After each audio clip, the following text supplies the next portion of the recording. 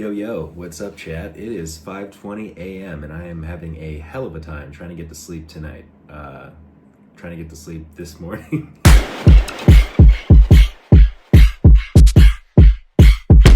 I slept a little bit weird. Yesterday, Jack and I went to a 2 days ago. It's Monday morning, 5 in the morning. So on Saturday, we went to a wedding. I didn't drink. Jack had a few drinks, didn't get hammered or anything like that. But wasn't feeling good today, so I woke up and went pee, and then she woke up and felt sick, and so then I was up, I got her some food, and then I went back to sleep at like 9:30 and slept until 3 p.m.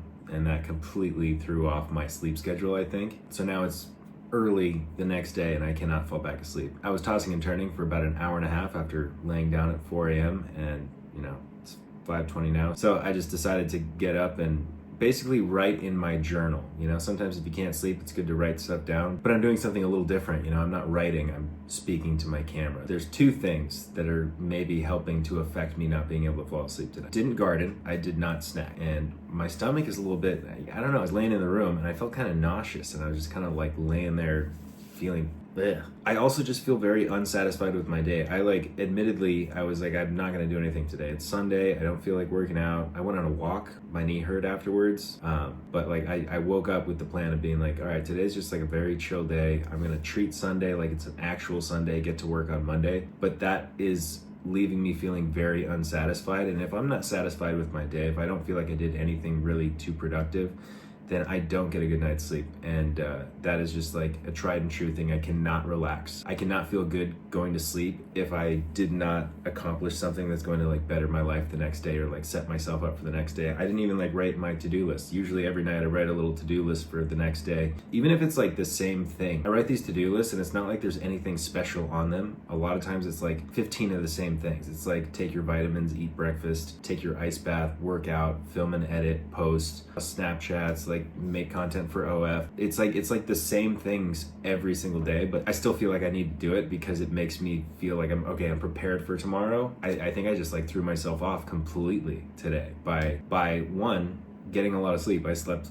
in super late till 3 p.m. That's insane. Not working out, so I didn't like expend much energy at all. I played video games until I went to sleep instead of like deciding to like wind down, watch TV and like have snacks. I wanted to not snack tonight though, because that's where I get all of my excess calories right now, is by sitting up watching TV and eating snacks. And I was like, you know what, I'm not gonna do that tonight. So instead I distracted myself and was just playing video games until late. Not having the wind down time probably affected my sleep a little bit. I'll probably end up taking a little bit of a nap. Then I'll just kind of tank through the day on a couple hours of sleep and hopefully get myself into a better sleep schedule tomorrow. But I don't know what this feeling is that I have right now. It's a very odd feeling. My body's like warm and I'm just very unsettled, very uncomfortable. So hopefully it goes away. Good morning. Okay, I napped. I napped from like 9 to noon. Got my 3 hours. It's just time to crank out. Time to crush the day. It's time to get after it. Oh my God, I'm tired. All right, what do I write on my list? I'm tired of this, Grandpa. Let's do that, pal. I'm tired, guys. Keep filming. I'm tired, but I guess I actually fell asleep around like 8 in the morning. 8 a.m. That's when I took my nap. My nap. I got like a good 3.5 hour power nap, and now it's a power day to power through to get on a gooder sleep schedule, because last night I just could not fall asleep. I updated them. I gave my little journal entry. I know. I explained how we went to a wedding on Saturday. They knew we were going to a wedding, but I explained that we went. Mm-hmm. I didn't drink. You had a few, but you didn't get ham-boned. Mm-hmm. But then you did feel sick the next day. Yeah, I felt super sick all day yesterday. I had I threw up immediately in the morning. I woke like Scott was peeing, and I was like, get out of the way! This is like one of the first nights, so I was like, all right, you know what, I'm gonna try. I'll just sleep in the room with you because I'm not worried about you waking up while I watch TV or anything like that. Like, we watched TV together when we got home. Yeah. We chatted for a while. Then we turned on some shows. We turned on Kaiju number 8, which we've seen. She cannot remember it at all. I was like, I don't know if you're just Dory or if you're like a little more buzzed than you think you are right now, but like, you love this show. How do you not remember it at all?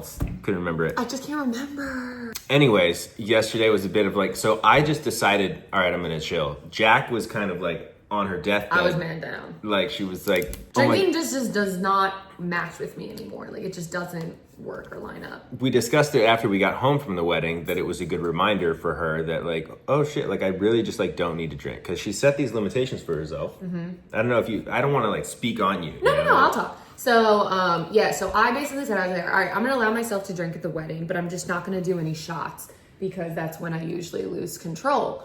And we pull up to the wedding and it's like, take a shot and find your spot. So then, of course, like I fall into peer pressure that doesn't even really get put on me. So that sign was enough peer pressure. And I was like, fine, yeah, I'll take one shot. As we're walking in, one shot.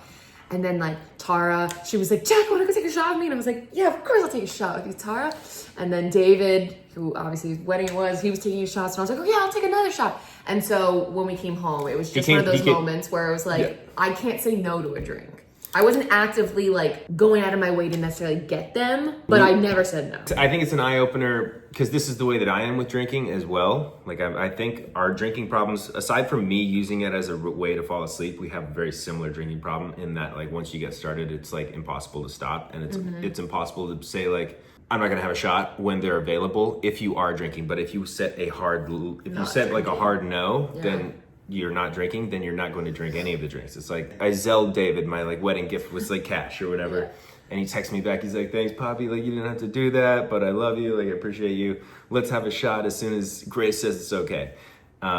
Like joking around, like his wife has to say it's okay. And I was like, no, I can't take a shot with you, I'm sober. I was able to say no because I had already set like a hard no. But if I had gone into the wedding and been like, I'm just gonna have a couple drinks, but I'm not gonna have any shots. Like if the groom was like, you gotta have a shot with me because I'm getting married. Like it's a big occasion, a wedding, you know? But you'd already be like, oh yeah, I'm already drinking. So fine, what's one shot gonna do? Yeah, for the way that we are. I was talking to my dad about it yesterday too. I was like, you know, sometimes you feel like a loser because you're not one of those people who can control themselves. Yeah.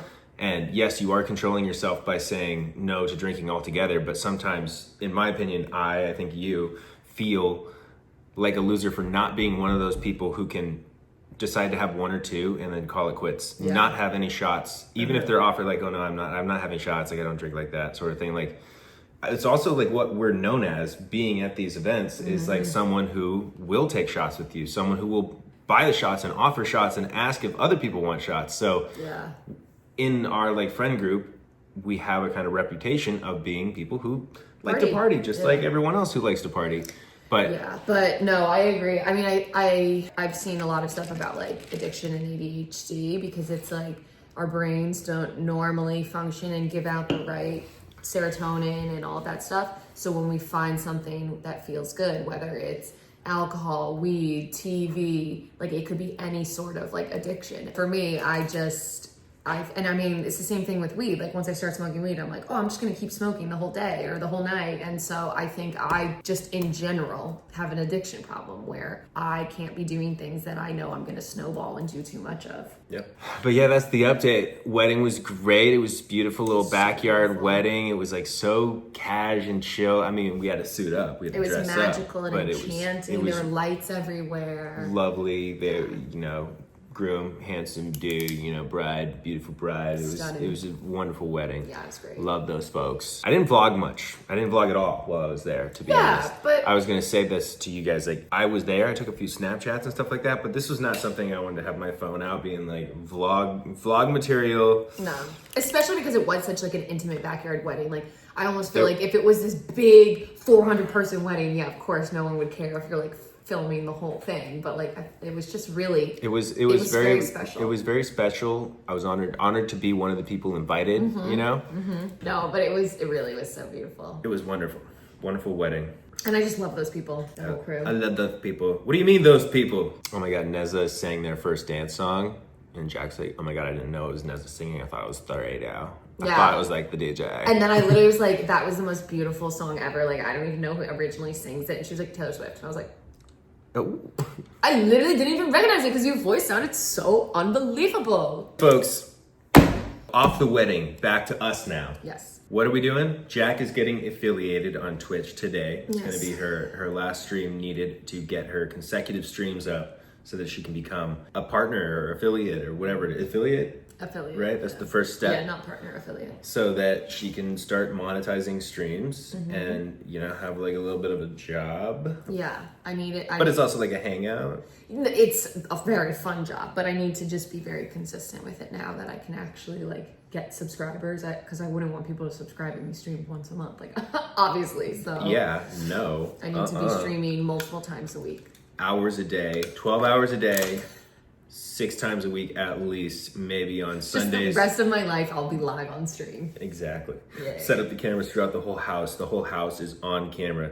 That'll make you stop your vices. No more vapes, no more weed. You're just like constantly on camera. You're like, no one can see me huddled on bed, curled up like this, doom scrolling and watching TV. They're gonna be like, what a fucking loser. 24/7 live stream. Love Island's over, we'll do the new live stream. Is there gonna be new bombshells walking into the casa or what?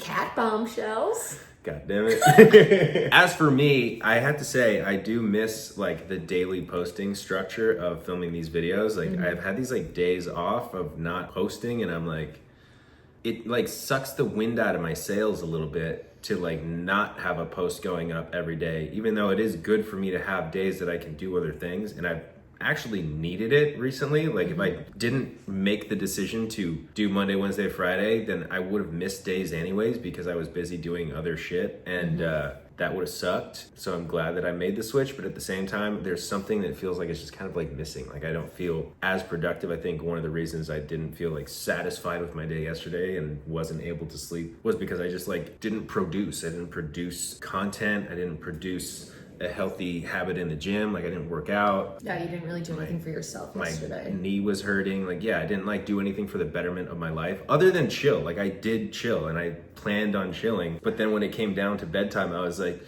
you chill too hard, no sleep. Your brain is your worst enemy. Yeah. Whose brain isn't their worst enemy? I want to meet those people. Those people that are like best buds with their brain. Like, oh, my brain's fucking great. Like, fuck you. Cool. Come on. There's nobody like that. Nobody.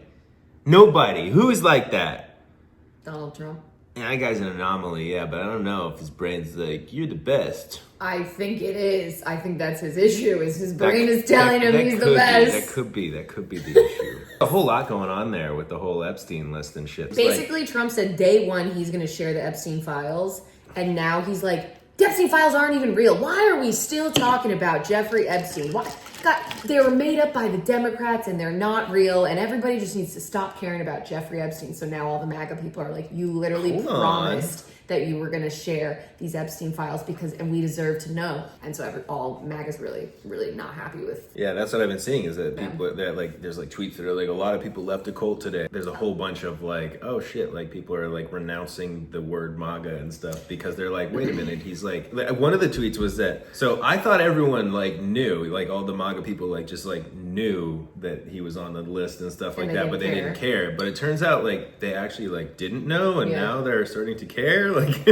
I'm a little bit confused at like what people's actual thoughts are on this, but I've seen like the viral tweets and shit about it, so I'm curious. No, people are pissed. Like even Matt Walsh, he's like a huge right-wing Trump supporter, and he has been tweeting being like, it's not looking good, folks. It's a slap in her face that he just is like, what? We're moving on. We're not talking about all that stuff. That's like a crazy like. All right. Literally wasn't there also like recently like the Epstein? Wasn't there like footage released of like? Yeah, and they doctored it. Yeah, they admitted that they doctored it. They were like, there is no footage. Okay, there is footage. Okay, we did edit it. Yeah. What the fuck? This is like an end of the video political random thoughts segment or whatever. I know. But anyways,